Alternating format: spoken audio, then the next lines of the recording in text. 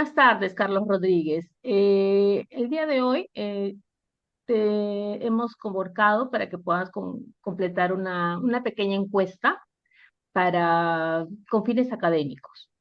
¿Nos puedes indicar tu nombre, tu cargo y el nombre de tu empresa?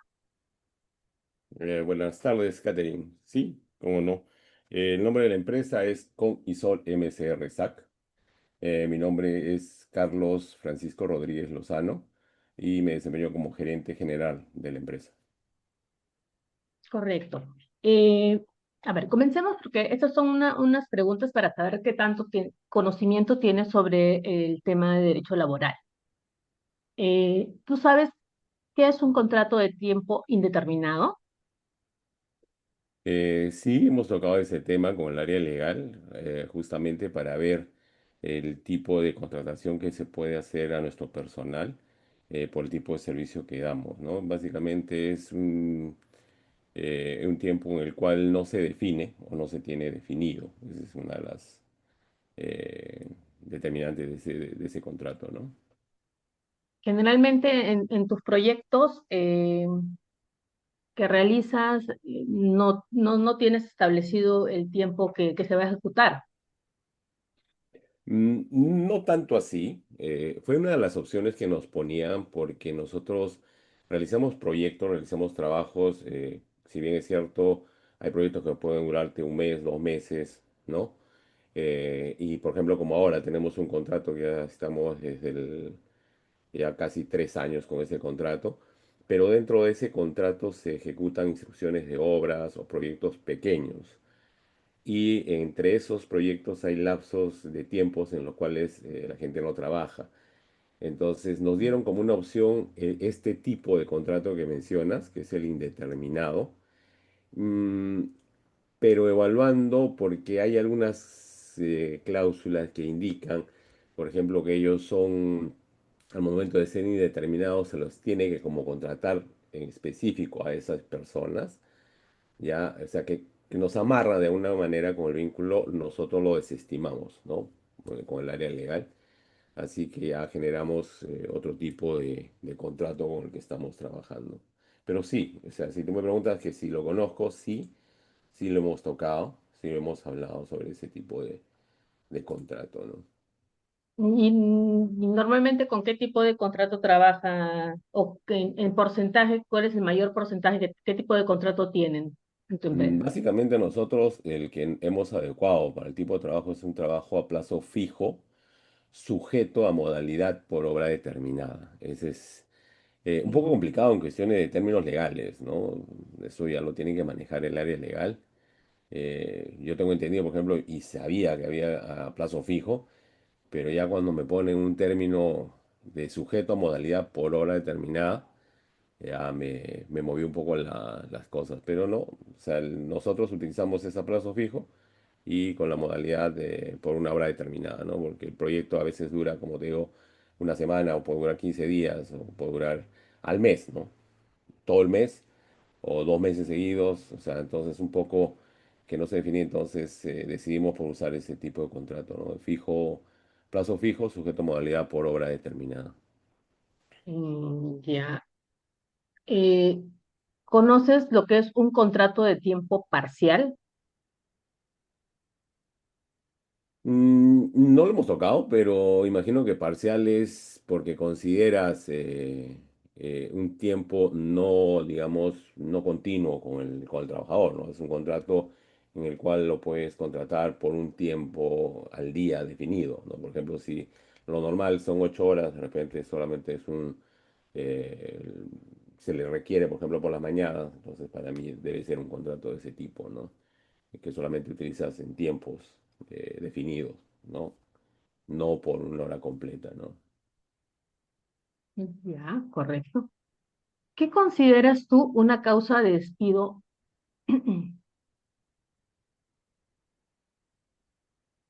¿Qué considero una causa de despido? justa de despido? Mm, Para mí, bueno, lo que tengo entendido es que no se le puede despedir así arbitrariamente, o sea, normalmente es por incumplimientos constantes que pueda estar dándose por parte del trabajador. Por ejemplo, continuas, por ejemplo, el ingreso, si se define una hora, el que esté llegando tarde, esa es una. O, por ejemplo, en caso de nosotros con proyectos, ¿no? Que se establecen los días en los que tiene que trabajar y el señor, por X motivos que uno no sabe, no va, o no asiste o no son justificadas y se les avisa, ¿no? Entonces, bueno, lo que se nos ha indicado es que normalmente ya con tres amonestaciones, por ejemplo, ya pues, ¿no? Previos información que se le tiene que dar a él, ya puede ser un despido, ¿no? Que se le puede hacer. O por una falta muy grave, ¿no? En caso de repente ir en estado etílico o provocar algún accidente o algo de ese tipo, para mí sería una causa, ¿no? Justa. Ya, correcto. ¿Sabes qué es el principio de primacía de la realidad? Que es muy utilizado en el término laboral. Principio de primacía de la realidad. Ahí creo que me agarraste. Mm, No. Ya, mira, no, más o menos, primacía de la realidad es que si existe una contradicción entre tú como empresa y tu trabajador, siempre la ley se va a inclinar para el lado del trabajador. laboral, del Ujú. trabajador. Ujú. Sí, eso a veces es medio Que complicado.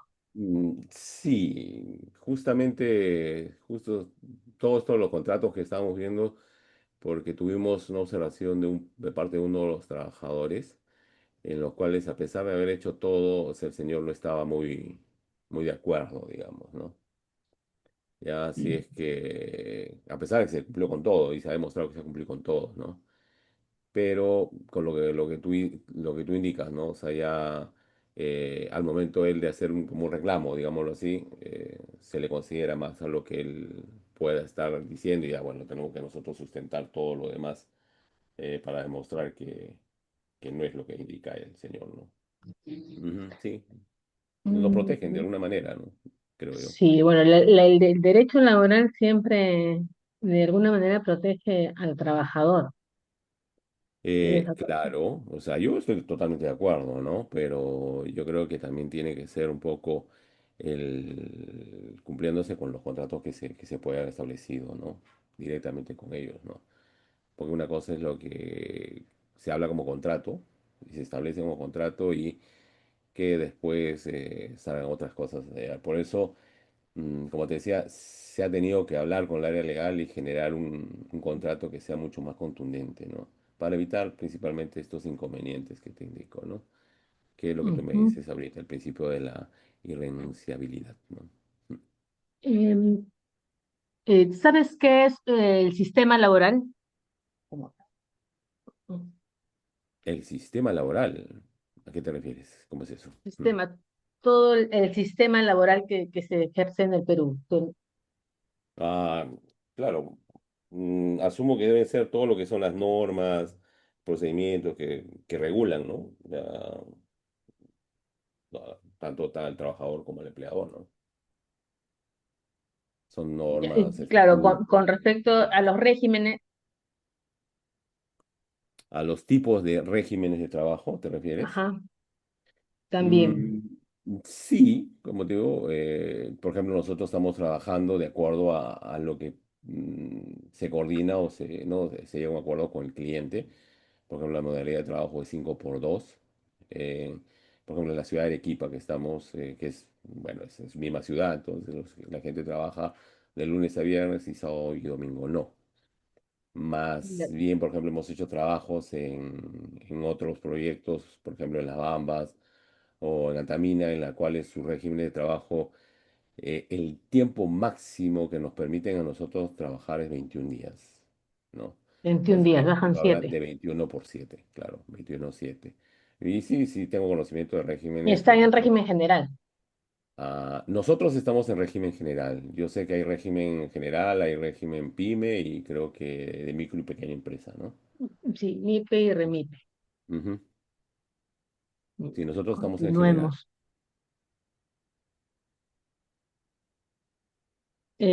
¿Sabes qué es el seguro de vida ley? Mm, que haya profundizado en el tema, no, pero sí básicamente es un seguro que protege al trabajador en caso de cualquier incidente o accidente que puedan tener, ¿no? Fuera del seguro de complementario de trabajo riesgo, ¿no? Ya, a ver. Justo aquí viene la siguiente pregunta. ¿Qué es un STR? Es un seguro complementario de trabajo de riesgo, que Esto lo básicamente utilizas tú, me protege en caso imagino, de un, por ejemplo, un accidente, ¿no? Que a Dios gracias hasta ahora no se ha activado. Ya, justo eso te iba a preguntar, si en alguna ocasión has tenido algún caso en el que hayas no, tenido que hacer, a activar el Dios seguro. gracias, no. O sea, para nosotros lo primordial es la gestión de seguridad, ¿no? Y para ello es más prevenir que lamentar, digámoslo así, ¿no? O sea, lo nuestro más preventivo, siempre se dictan las charlas de 5 minutos antes de iniciar, se revisa inclusive al personal si está en estados óptimos para poder trabajar o sus EPPs igual, evitando básicamente eso, ¿no? Bueno, Inclusive. en el caso de los trabajadores también antes de subir creo que la mina les piden cierta certificación que estén aptos, ¿no? Ah, no, por supuesto. Nosotros trabajamos para diferentes unidades mineras, entonces, sí, o sea, lo primero que te piden son exámenes médicos, ¿no? Inclusive mi personal, por ejemplo, ahorita que está en Cerro Verde, tiene que llevar anualmente sus exámenes médicos. Hay exámenes médicos que son de ingreso, a la gente, bueno, lleva exámenes médicos anuales, ya, hay otros que son de retiro también. Entonces, para todo ingreso a cualquier unidad, inclusive ha habido casos en que nosotros hemos tenido que conversar con el cliente, porque ya nuestro personal, por ejemplo, ya había llevado 2 exámenes médicos en menos de una semana. Entonces no es recomendable, porque a veces en casi todos te piden, por ejemplo, placas, ¿no? Y por ende Mm. ya no, pues no es recomendable hacer más de dos, ni siquiera una es suficiente al mes, digamos, ¿no? Imagínate hacerte tres. Entonces, sí, para ingresar nosotros a cualquier unidad o a cualquier trabajo, siempre nos piden exámenes médicos, los evalúan, han salido muchos observados, básicamente por sobrepeso. Me parece bien, porque de una manera u otra se cuida la salud No, aparte del... se protege la empresa porque ante cualquier accidente Sí. automáticamente activan el seguro.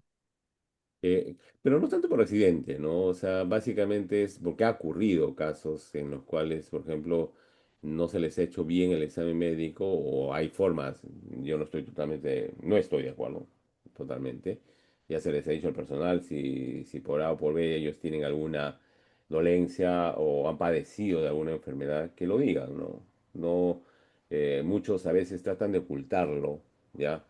Y no es bueno porque ha sucedido, ¿no? En el hecho de que, por ejemplo, para la presión, a veces te piden para la altura, y yo sé que Correcto, hay claro. gente que toma algunas pastillas para bajar un poco la presión, ¿ya?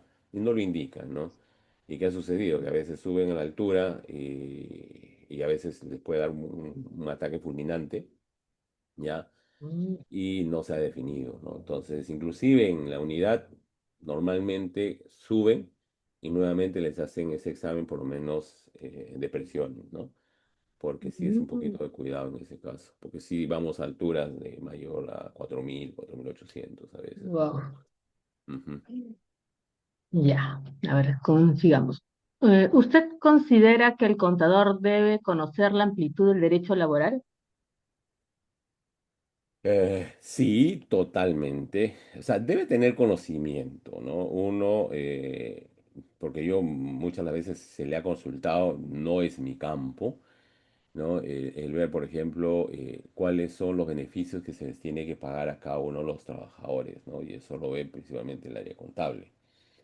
Y eso va a depender, dependiendo del tipo de contrato en el cual esté establecido. Entonces, yo pienso que sí, debería de empaparse y de conocer esos temas, ¿no? Contador, de todas maneras. Y frente a una fiscalización de SUNAFIL, ¿qué profesional considera usted que es el que debe atender y resolver el proceso? Mm, ¿Qué profesional? Para mí, para mí va a responder básicamente va a ser el contador, ¿no? Que es el que está normalmente en la oficina, porque el área legal normalmente se terciariza, ¿no? O sea, se lo va a llamar en caso de que se requiera. Entonces, en caso de una fiscalización, por mí debería estar contador, aunque por ejemplo en fiscalización a veces no te avisan, ¿no? Mm. Entonces ahí quien debería de ver, por Sin ejemplo, opinar. porque ahí en la SUNAFIL va a haber es, el área contable, porque por ejemplo te pueden preguntar, te pueden decir, por ejemplo, ustedes proveen de EPP, porque en la SUNAFIL un poco de trabajadores en ese caso. Entonces, ¿cómo lo puedes demostrar? No, no puedes decirle una fotito, no. O sea, por ejemplo, demostrar en el hecho de que sí, por ejemplo, se ha hecho compras de los EPPs, llevar un registro de entrega de los EPPs. Entonces, yo pienso que con una sola persona no, ¿no? Pienso que debe ser el contador es uno para ver que se está cumpliendo con los requerimientos laborales y con todos los beneficios al trabajador. Y no solamente eso, porque después te van a pedir constancias de entrega de materiales o de PPs. Y bueno, yo creo que sí, el contador ya presente eso, ¿no? Que tiene que sustentarse los gastos que se hacen con la entrega que se hacen de lo mismo, ¿no? Ya. Bueno, esas son todas las preguntas. En realidad, me has oído responder la gran mayoría. Eh, Justamente el curso en el que estoy ya por rendir justo esta evaluación final, hemos tocado varios puntos de lo que te he mencionado, de las preguntas que te he mencionado. Y y sí, pues el trabajador tiene un respaldo bien grande con su NAFIL. Y justamente eso es uno de los puntos que estábamos tocando aquí en la entrevista. Bueno, Carlitos, muchas gracias por acceder pues, a esta entrevista eh, y ya nos estaremos hablando en otra oportunidad. Ya, ya, nena. Cuídate. Un abrazo. Saludos a los chicos. Gracias. Cuídate. Chao, chao.